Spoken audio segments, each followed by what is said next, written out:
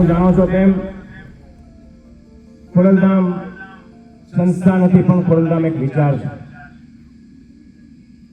અને આ વિચાર એક એવો વિચાર છે કે સમગ્ર સમાજને સાથે રાખી આપણે સંગઠન તો કરીએ જ, મંદિર આપણું બનાવીએ, સંકુલ આપણા બનાવીએ, પણ જ્યારે વાત આવે શિક્ષણ અને આરોગ્યની ત્યારે દરેક સમાજને સાથે રાખીને આપણે એની સેવામાં લાગીએ.